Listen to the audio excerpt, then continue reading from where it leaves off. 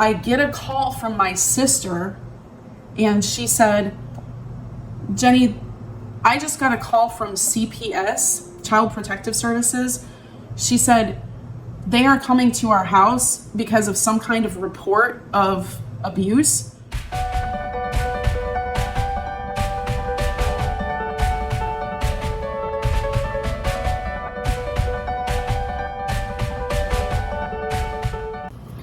Hi, Jenny Yoder here with Healing Grounds. So many times in parental alienation, the alienating parent launches a smear campaign against the targeted parent. And in my case, this story is one such campaign. So it had been a few years since the initiation of the divorce. Our divorce was final, legally final after 6 months. There's a 6-month waiting period in the state where we were divorced. So this was a few years later, and we were living in different parts of the state because some of it was because of work, my work, and some of it was because it was so much worse when in the short periods of time that I was closer, like within the same school district, the abuse was much worse. I could see that the damage to my children was extreme in those cases. There was way too much influence from their father and too many consequences for them, and it made things worse. So this was one of those times that I decided to move back into the school district, trying to like one last ditch effort to legally gain more time with my children. And the court system kept denying me, but I was trying again. So I moved into the same school district, and it was the weekend that I was moving, and then I was actually going to court on Monday, the weekend after the weekend I was moving. So this particular incident took place on Saturday. I had been at my sister's place, kind of saying my goodbyes, and my nieces had asked if they could come stay with me, just stay the night with me. And I had my children that weekend. They were actually with me. And then we were moving back to where their dad lived. So at that time, I lived 2.5 hours away. So we were driving 2.5 hours to move back. So my nieces wanted to stay with me, and they wanted to hang out with their cousins, my children, for a while longer. And so I told them that they could, under one condition. They had to help me move stuff into the truck the next day. They had to help me pack the truck. They agreed to that. So the next day on Saturday, we were all packing the truck, and the kids were kind of running around. It was a pretty large property, so they were kind of running around and having fun sort of while they were helping me pack, which was fine. And I found this belt that I didn't want anymore, so I asked my niece if she wanted it. So I gave it to her, and a little while later, my son comes up to me, my youngest, he comes up to me crying, and I asked what happened, and he explained that his cousin, my niece, had been chasing him around the yard, snapping the belt at him, and it hurt. So I called my niece in, and I asked my son if he was okay. I asked him no less than 4 times over the course of about a half hour during this diffusion of this incident whether he was okay. And he kept assuring me he was okay. And my niece came in and we all talked about it very calmly. I was able to diffuse the situation. I got it calmed down, and there were some apologies and everything was fine. We just went about our day. that night we were going into the nearby town to see it was some kind of Thanksgiving. I think they had set up Christmas lights, so we were going in to see that. And then my sister was going to be there, and she was going to connect with my nieces, her children, and pick them up. So that was the plan. So we got in the truck, and this was a couple hours after this incident happened. And I asked my son again, "Are you okay? Is everything fine?" And he said yes. And then we went to the event and came home. We came home. I mean, it was late. It might have been like 9:30, 10 o'clock. We got home and slept, and then got up in the morning, and we drove the 2.5 hours to the town where my ex lived, and we unloaded the truck. So then I went to court on Monday and didn't really think anything of this incident. I went to court on Monday and lost.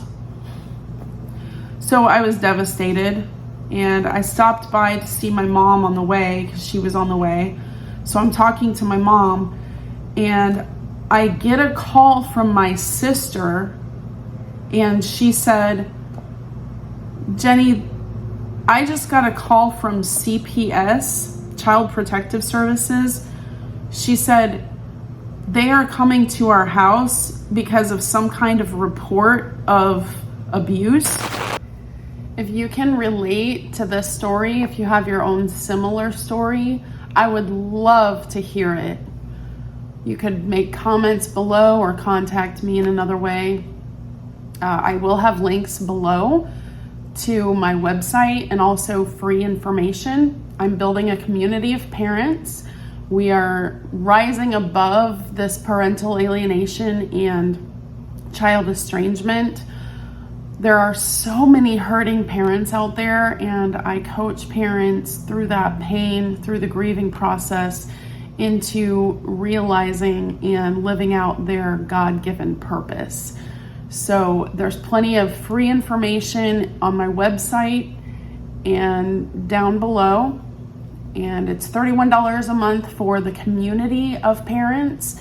And with that, you get all of my content within that monthly fee, and also weekly group coaching, which is the biggest benefit.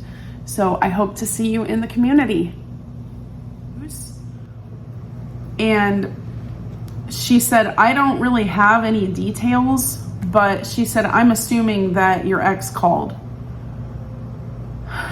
So at that point, then I'm devastated as well as angry. So I call my ex and I ask him what happened. And this is crazy. It's still, looking back on it, it's hard to believe, because he completely fabricated a lot of lies and then put it with some of the truth, because he wasn't even there. So he took the story that our son gave him about the belt incident, said that his cousin was chasing him around with this belt and was snapping him with it. And he said that he had bruises all over his body. And my ex was saying that I should have checked his body. Now, my son was 10 at this time. And I talked to my son directly, and I said, "Do you really want your mother looking over your body, your naked body, to make sure that it's okay? Is that really what I should have done?" And he just kind of got quiet when I asked him that, because that wasn't what he wanted. And so he was just caught between mom and dad's fight. And ultimately, there was an investigation of my sister and her husband. They were obviously extremely upset by the whole situation. And there was some story about how the incident got so bad that her children were sent home and beaten by the stepfather, and which never happened. I don't even know where that came from. And then, of course, on my side, it was that our son had bruises all over his body. And I asked my son so many times whether he was okay, and he said he was fine. He wasn't hurting anywhere. He didn't complain of having any marks or bruises, for that matter. And it could be that there was a bruise or two and it showed up the next day, but he didn't tell me this. I asked him and asked him and asked him. Ultimately, nothing came of this investigation. I had to be questioned. My ex was questioned. Our children were questioned. My sister's family were all questioned. Nothing came of it because there was nothing there. I don't really know what he was trying to accomplish with this other than trying to make me look bad. And I'm sure he was just angry I was taking him back to court to try to get more time with my children. Most of the time, he was the one taking me to court, trying to reduce my time with our children. So I guess I consider this that a little bit of a win, even though I lost in court. I'm so sorry if you are going through similar circumstances. These lies that these alienators tell, I mean, it is devastating, and it is mostly devastating to our children. My children didn't know what was truth, and they were basically being fed lies, but also encouraged to lie and encouraged not to show me love. It's so sad. And I'm here to help if you need help through your circumstances, and I have information down below. Feel free to reach out. Thank you.